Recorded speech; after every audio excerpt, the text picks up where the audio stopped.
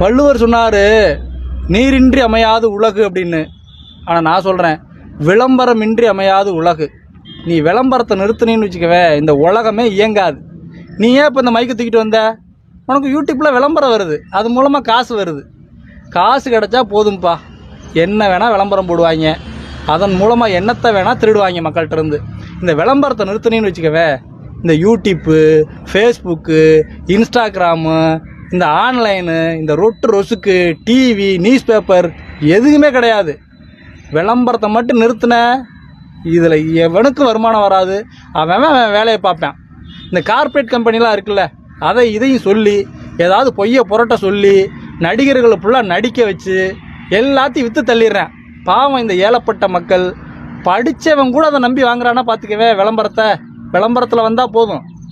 ரொம்ப கவலையாக இருக்குப்பா எங்களுக்கெல்லாம். நீங்கள் ஒன்றும் சிந்திக்க மாட்டேன்றீங்க. ஏன், எப்படி சிந்திப்பீங்க நீங்கள்? உங்கள் மூளையை தான் நீங்கள் கடன் கொடுத்துட்டீங்களா ஒரு முதலாளிக்கு? எங்களை மாதிரி இப்படிலாம் சிந்திக்க முடியுமா? நாங்கள் வெட்டி இல்லாமல் வேலை இல்லாமல் இருக்கோம், சிந்திக்கிறோம், இப்படிலாம் சிந்தனை வருது. ஆனால் நீங்கள் இதை பற்றி கவலைப்படுறதில்ல.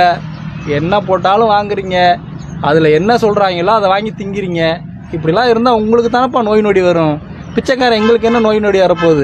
நாங்கள் குளிக்க தேவையில்லை, பல்லு விளக்க தேவையில்லை, சும்மா ரோட்டில் தூங்குவோம், எங்களுக்கு ஒரு நோய் நொடி வராது.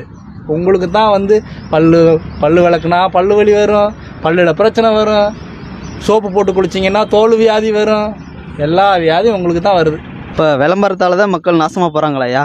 ஆமாப்பா, இந்த விளம்பரத்தால் தான் மக்கள் நாசமாக போகிறாங்க. மக்கள் மட்டும் இல்லைப்பா, இந்த விளம்பரத்தால் தான் உலகமே நாசமாக போயிட்டுருக்கு. உனக்கு ஒன்று தெரியுமா? இந்த 7 நாளில் சிவப்பளவாகும்னு ஒன்று போடுறான் தெரியுமா? அது பேரெல்லாம் தெரியல எனக்கு. ஓ, அந்த பேரளவுலிய ஆப்பிரிக்காவில் போய் போடுங்க பார்ப்போம், சிரிப்பு வராது.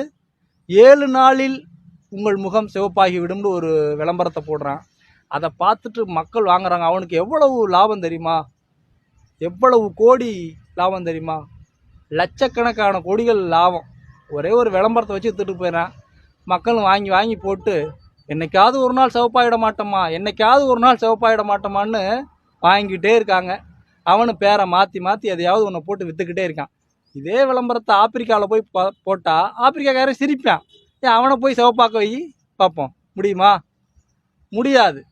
இன்னொன்று சொல்கிறேன் கேளு. இதுக்கு முன்னாடி, ரொம்ப நாளைக்கு முன்னாடி ஒரு விளம்பரம் வந்துச்சு, உங்களுக்குலாம் தெரியுமா என்னன்னு தெரில. எருவாமேட்டின்னு. ஆமாம், தெரியுங்கய்யா. உங்கள் தலையில் உடனே முடி வளர்ந்து விடும் 3 மாதத்தில்னு அமேசான் காடுகளிலிருந்து கொண்டு வந்து எடுக்கப்பட்ட அரிய வகை மூலிகை. இதே டயலாக தான் சொல்லுவாங்க. இப்போ இந்த எருவாமேட்டின் எங்கே போச்சு உங்களுக்கு? அதாவது சொல்கிறேன், நான் விளம்பரத்தை பற்றி சொல்கிறேன்.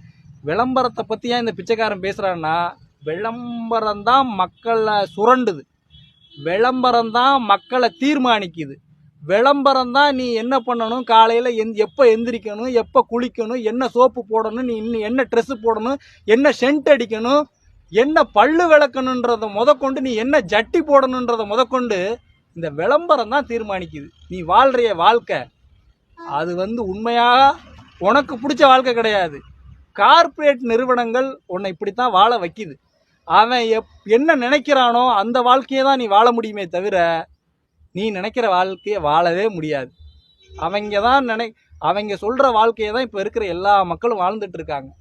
அதை விட்டு வெளியில் வரணும்னா, உன் தாத்தன் பாட்டெல்லாம் வாழ்ந்தான் பார்த்தியா, அப்படி வாழணும். அப்படி வாழ்ந்தாதான் நீ வந்து ஆரோக்கியமாகவும் வாழ முடியும், நோய் நொடி இல்லாமையும் வாழ முடியும். டிவியில் போடுற எந்த கருமாந்திரம் கன்றாவியமும் எந்த விளம்பரத்தையும் பார்க்காம நீனா வீட்டில் செய். பல்லு விளக்கணும்னா அந்த காலத்தில் எப்படி பல்லு விளக்குனாங்க?